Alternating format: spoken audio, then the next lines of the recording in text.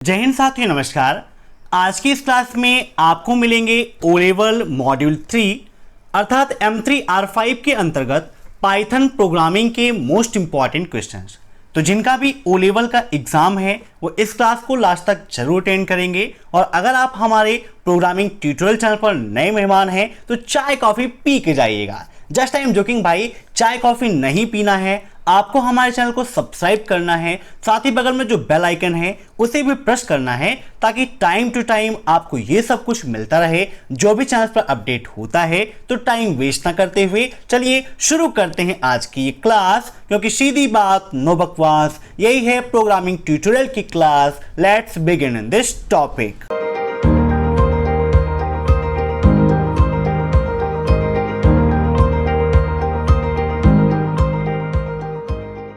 पहला क्वेश्चन है आपका, निम्न में से कौन डीबगिंग के दौरान निष्पादन प्रवाह का हिस्सा नहीं है? Which of the following is not a part of execution flow during debugging? Questions Hindi और इंग्लिश दोनों लैंग्वेज में मैंने लिखे हैं ताकि किसी भी स्टूडेंट को कोई भी दिक्कत ना हो। एग्जाम में इंग्लिश और हिंदी दोनों लैंग्वेज में आपको क्वेश्चंस मिलेंगे और इन सभी क्वेश्चंस को आप मॉक टेस्ट के रूप में लेते रहिए और कमेंट बॉक्स में आंसर्स देते रहिए। वीडियो क्लास में आप जरूर बताइएगा कि आपके कितने क्वेश्चन सही हुए हैं। अब यहां पर यह बात हुई है कि डीबगिंग के दौरान निष्पादन प्रवाह का हिस्सा नहीं है, तो बताइए कौन नहीं है? Step up, step over, step out या नन ऑफ द अबव? तो इसका राइट आंसर हो जाएगा ऑप्शन फर्स्ट, स्टेप अप। ये डीबगिंग के दौरान निष्पादन प्रवाह का हिस्सा नहीं होता है। अब नेक्स्ट, एक प्रोग्राम को रन करने के लिए स्टेप के सही सीक्वेंस की पहचान करें। Link, load, code, compile and execute, code, compile, link, execute and load, code, compile, link, load and execute, compile, code, link, load and execute. बताइए, किसी प्रोग्राम को अगर आप रन कराना चाहते हैं तो रन कराने के लिए आपको निम्न में से किस स्टेप को फॉलो करना पड़ेगा और कैसे कैसे हम फॉलो करते हैं उसका पूरा सीक्वेंस आपको बताना है। तो आप सभी ने पाइथन के अंतर्गत पढ़ा होगा कि सबसे पहले हम कौन सा कार्य करते हैं, उसके बाद स्टेप टू स्टेप हमें क्या करना होता है। फटाफट कमेंट करके बताइए आप सभी लोग। तो यहां पर इसका राइट आंसर हो जाएगा ऑप्शन सी। पहले कोड होगा, कंपाइल होगा, फिर लिंक होगा, फिर लोड होगा और फिर वो एग्जीक्यूट करके हमें प्रोग्राम का रिजल्ट दिखाएगा जो भी कोडिंग हम करेंगे। तो राइट आंसर क्या हो जाएगा? Option C. अब नेक्स्ट, निम्नलिखित सॉफ्टवेयर में कौन सा ऑब्जेक्ट कोड में सोर्स कोड का अनुवाद करता है? कंपाइलर, इंटरप्रेटर, असेंबलर या फिर इनमें से कोई नहीं? बताइए क्या होगा इसका राइट आंसर। कौन ऐसा है जो ऑब्जेक्ट कोड में सोर्स कोड का अनुवाद करने का कार्य करता है? तो यहां पर इसका राइट आंसर हो जाएगा कंपाइलर। ठीक है ना, नोट कर लीजिए कंपाइलर। अब आपके लिए यह जानना जरूरी है कि कंपाइलर क्या होता है, असेंबलर क्या होता है और इंटरप्रेटर क्या होता है, क्योंकि आपके एग्जाम में इन तीनों से क्वेश्चन पूछा जाता है और हो सकता है कि आपके एग्जाम में टिप्पणी के लिए आ जाए कि असेंबलर, कंपाइलर और इंटरप्रेटर में अंतर लिखिए। तो आपको कैसे अंतर लिखना है आप नोट करते जाइए। आप वीडियोस को जब भी देखें साथ में एक नोटबुक और पेन जरूर रखें ताकि जो पॉइंट्स मैं आपको बताता हूं उनको आप नोट कर सकें। कंपाइलर क्या है? एक ऐसा प्रोग्राम है जिसका उपयोग उच्च स्तरीय भाषा में सोर्स कोड को बाइनरी जानकारी में बदलने के लिए किया जाता है। कंपाइलर क्या है? जो उच्च स्तरीय भाषा में सोर्स कोड को बाइनरी जानकारी में बदलने के लिए उपयोग किया जाता है।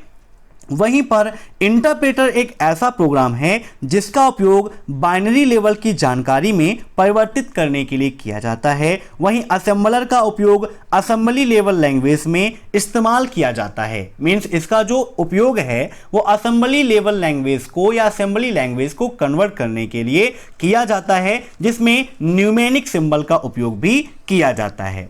ठीक है ना। कंपाइलर की स्पीड क्या होती है? इसकी स्पीड काफी तेज होती है। कंपाइलर जो है वो फास्ट कार्य करता है क्योंकि यह एक बार में पूरे सोर्स कोड को अनुवाद करने का काम करता है। वहीं इंटरप्रेटर की जो स्पीड है वो कम होती है क्योंकि यह line to line source code को चेक करता रहता है, उसके बाद प्रोसेसिंग करने का कार्य करता है। ठीक है, तो ये जो अंतर है, डिफरेंट है, ये भी आप नोट कर लीजिएगा।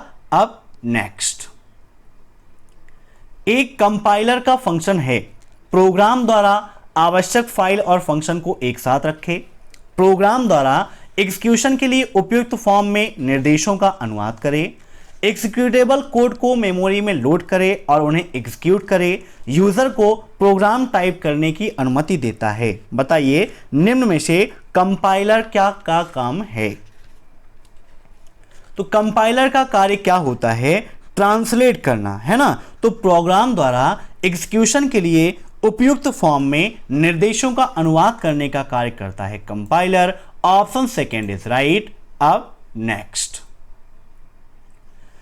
एल्गोरिथम का आरेखन प्रस्तुतिकरण है, मीन्स एल्गोरिथम का आरेखन प्रस्तुतिकरण निम्न में से कौन सा है? फ्लो चार्ट, छद्म कोड, चार्ट या फिर ग्राफ। यहां जो पिछड़ो कोड दिया गया है इसको हिंदी में बोलते हैं छद्म कोड। क्या बोलते हैं? छद्म कोड। जैसे आप छल करते हैं ना, वैसे ही छद्म कोड। तो हिंदी भी आपके लिए काफी इंपॉर्टेंट है, इसीलिए मैंने आपको बता दिया कि हिंदी में क्या कहते हैं, आप नोट कर लीजिएगा। तो बताइए एल्गोरिथम का आरेख प्रस्तुतिकरण निम्न में से कौन सा है?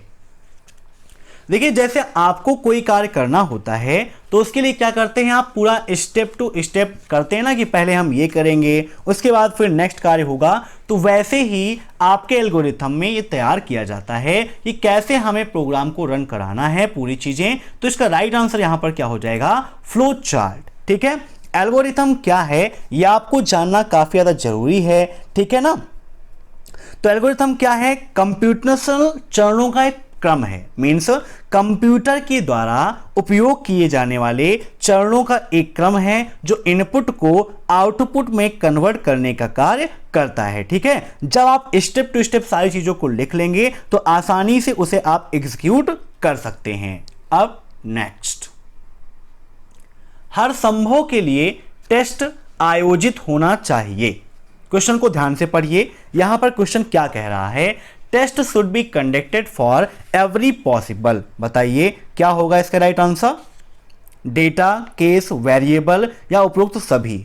मीन्स निम्न में से हर संभव किसके लिए टेस्ट आयोजित किया जाना चाहिए? तो वेरिएबल, है ना। क्या हो जाएगा इसका राइट आंसर? आप सभी लोग फटाफट कमेंट करके बताइए। तो इसका राइट आंसर हो जाएगा all of the above. Variable, data, case, इन सभी के लिए टेस्ट आयोजित किया जाना चाहिए। Option D is right. अब नेक्स्ट, फ्लो चार्ट में कंडीशन का परीक्षण करने के लिए किस प्रतीक का उपयोग किया जाता है? बताइए, टर्मिनल का, डिसीजन का, प्रोसेस का या इनपुट आउटपुट का? बताइए, फ्लो चार्ट में यदि हम कंडीशन चेक करना चाहते हैं तो कंडीशन चेक करने के लिए किस प्रतीक का उपयोग करते हैं? काफी इंपॉर्टेंट क्वेश्चन है। तो जो डिसीजन हमें मिलता है उस प्रतीक का उपयोग करते हैं। Option B is right. अब नेक्स्ट, किसी समस्या की समझ के लिए निम्नलिखित सत्य है। बताइए, कोई समस्या है, समस्या की समझ के लिए निम्न में से कौन सा सही है? Knowledge, understanding the subject on which the problem is based, communication with the client या ऑल ऑफ द एब। पहला है नॉलेज बेस को जानना, दूसरा है इसका मतलब हो जाएगा कि उस विषय को समझना जिस पर समस्या आधारित है, तीसरा है ग्राहक के साथ संचार या उपयुक्त सभी। तो बताइए क्या होगा इसका राइट आंसर? तो आप नॉर्मली अपनी लाइफ में लीजिए, अगर कोई समस्या है तो उस समस्या को आप समझेंगे, उसके बारे में आप जानकारी प्राप्त करेंगे तो आपके लिए बेहतर होगा। दूसरा, उस विषय को आपको जानना पड़ेगा जिस विषय पर आपकी समस्या है, कि आखिर वो विषय क्या है और उसका निदान क्या होना चाहिए। दूसरा, ग्राहक के साथ जब आपका संवाद होगा, आपस में आप बातचीत करेंगे तो वहां से भी समस्या का हल मिल जाएगा। मीन्स यहां पर इसका राइट आंसर क्या हो जाएगा? Option D, all of the above. अब नेक्स्ट, फ्लो चार्ट का उपयोग करने का क्या लाभ है? बताइए, फ्लो चार्ट के उपयोग करने का लाभ क्या है? Effective analysis, proper documentation, efficient coding या ऑल ऑफ द अबव? बताइए, फ्लो चार्ट का उपयोग करने का लाभ क्या है? काफी इंपॉर्टेंट क्वेश्चन है आपके लिए, बताइए फटाफट, कमेंट करिए आप सभी लोग। देखिए, फ्लो चार्ट का उपयोग कम्युनिकेशन के लिए मीन्स संचार के लिए करते हैं, प्रभावी विश्लेषण के लिए मीन्स इफेक्टिव एनालिसिस के लिए करते हैं, प्रॉपर डॉक्यूमेंटेशन के लिए करते हैं मीन्स उचित डॉक्यूमेंटेशन के लिए, एफिशिएंट कोडिंग मीन्स कुशल कोडिंग के लिए करते हैं, इसके अलावा प्रॉपर डिबगिंग के लिए करते हैं, एफिशिएंट प्रोग्राम मेंटेनेंस के लिए करते हैं। मीन्स इसका राइट आंसर यहां पर क्या हो जाएगा? Option D, all of the above. ठीक है ना। अब इन सभी के बारे में जानिए कि इफेक्टिव एनालिसिस में क्या होता है। तो फ्लोचार्ट की मदद से समस्या को अधिक प्रभावी तरीके से विश्लेषण कर सकते हैं, इसीलिए इसमें क्या होती है, लागत भी कम लगती है और समय की भी बर्बादी नहीं होती है। फिर है आपका प्रॉपर डॉक्यूमेंटेशन। प्रॉपर डॉक्यूमेंटेशन का काम है कि एक अच्छे प्रोग्राम डॉक्यूमेंटेशन के रूप में कार्य करता है, जिसकी जरूरत विभिन्न उद्देश्यों के लिए होती है, जिससे चीजों को हम अधिक कुशल बना सकते हैं। जब आप डॉक्यूमेंटेशन अच्छे से करोगे तो जाहिर सी बात है इसका रिजल्ट भी आपको अच्छा मिलेगा। ऐसे ही इफिशिएंट कोडिंग, देखिए कोडिंग आपके लिए इंपॉर्टेंट है, वही सब कुछ है। तो फ्लो चार्ट सिस्टम विश्लेषण और कार्यक्रम विकास चरण के दौरान एक गाइड या ब्लूप्रिंट के रूप में कार्य करता है, जिसके माध्यम से कोडिंग भी हमारी अच्छी हो जाती है।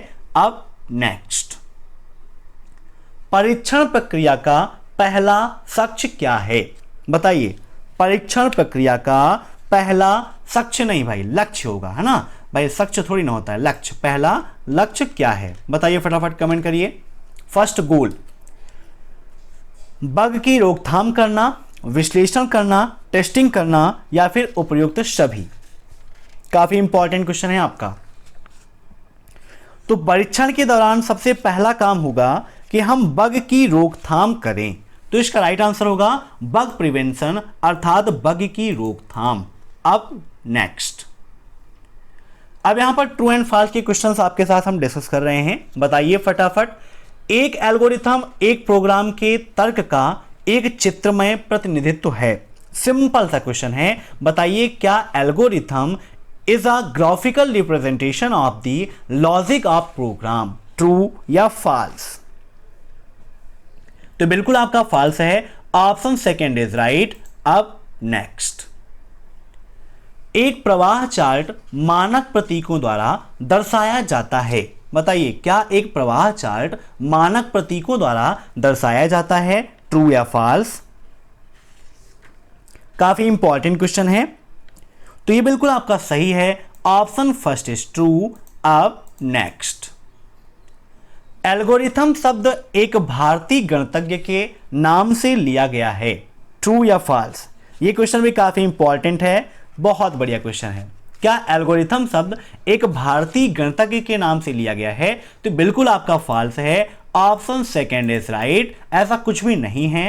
अब नेक्स्ट, एक निर्णय बॉक्स को एक आयताकार आकार द्वारा दर्शाया जाता है। बताइए, क्या निर्णय बॉक्स को आयताकार आकार द्वारा दर्शाया जाता है?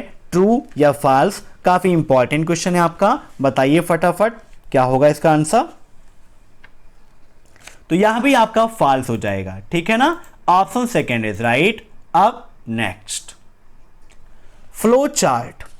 बताइए, फ्लो चार्ट को फ्रैंक गिलब्रेथ द्वारा पेश किया गया था और इसका इस्तेमाल किया गया था। Flow chart, Frank Gilbreth. तो इसका राइट आंसर है ऑप्शन फर्स्ट ट्रू, बिल्कुल सही है। फ्लो चार्ट को पेश करने वाले फ्रैंक गिलब्रेथ ही थे, ठीक है ना। अब नेक्स्ट, एक अच्छी तरह से लिखित एल्गोरिथम या फ्लो चार्ट अच्छे कार्यक्रम लिखने में मदद करता है। देखिए, जब आप स्टेप टू स्टेप बढ़िया से लिखेंगे तो वहां पर उसका एक्सक्यूशन जो होगा, मीन्स जो प्रोग्राम रन करेगा उसका रिजल्ट भी बहुत ही अच्छा आएगा। तो यहां पर कहा गया है कि अच्छी तरह से लिखित एल्गोरिथम या फ्लो चार्ट अच्छे प्रोग्राम लिखने में मदद करता है। तो बिल्कुल सही है, ऑप्शन फर्स्ट इज राइट। अब नेक्स्ट, प्रोग्राम में टिप्पणियां प्रोग्राम की डिबगिंग को आसान बनाती हैं। बताइए, क्या प्रोग्राम में टिप्पणियां प्रोग्राम की डिबगिंग को आसान बनाने का कार्य करती हैं? तो बिल्कुल सही है, ऑप्शन फर्स्ट इज राइट। अब नेक्स्ट, प्रभावी परीक्षण रखरखाव लागत को कम करेगा। क्या होगा इसका आंसर? क्या प्रभावी परीक्षण means effective testing will reduce maintenance cost? Simple सा क्वेश्चन है, इसका राइट आंसर हो जाएगा ऑप्शन फर्स्ट, ट्रू। अब नेक्स्ट, असेंबलर का उपयोग प्रोग्राम कोड को बाइनरी सूचना में बदलने के लिए किया जाता है। बताइए, क्या असेंबलर का उपयोग हम प्रोग्राम कोड को बाइनरी सूचना में बदलने के लिए करते हैं? तो बिल्कुल सही है, असेंबलर क्या है? लैंग्वेज ट्रांसलेटर है। बिल्कुल सही, ऑप्शन फर्स्ट इज राइट। अब नेक्स्ट, कोबोल का संक्षिप्त रूप आम व्यापार उन्मुख भाषा है, ट्रू या फॉल्स? बताइए, क्या कोबोल का संक्षिप्त रूप आम व्यापार उन्मुख भाषा? हिंदी पढ़ेंगे तो आप आंसर इसका नहीं दे पाएंगे, ठीक है ना। इसको आपको इंग्लिश में पढ़ना पड़ेगा क्योंकि यहां पर शुद्ध हिंदी हो गई है। कॉमन को आम लिख दिया है ना, आम आदमी वाला। तो इसको आप पढ़िए, कोबोल का full form common business oriented language है। तो बिल्कुल सही है, कोबोल का full form common business oriented language होता है। यहां से कट करके इसको यहां पर पेस्ट कर देते हैं, सॉरी कॉपी करना चाहिए था ना, कॉपी करते हैं और यहां पर पेस्ट कर देते हैं, तब ये बढ़िया रहेगा। तो बिल्कुल सही है, option first is right, true. तो ये थे पाइथन के लिए फर्स्ट चैप्टर के मोस्ट इंपॉर्टेंट क्वेश्चंस। आशा करता हूं कि यह वीडियो पसंद आया होगा। वीडियो पसंद आया हो तो लाइक कर दीजिए, शेयर कर दीजिए, और प्रोग्रामिंग ट्यूटोरियल चैनल पर नए हैं तो चैनल से जुड़ने के लिए चैनल को सब्सक्राइब करके बेल आइकन को प्रेस कर लीजिए ताकि टाइम टू टाइम आपको यह सब कुछ मिल सके और आप कंप्लीट ओ लेवल की तैयारी कर सके और आसानी से एग्जाम को टॉप कर सकें। Thanks for watching my video. फिर मिलते हैं नेक्स्ट क्लास में नए क्वेश्चन के साथ, तब तक के लिए बाय बाय।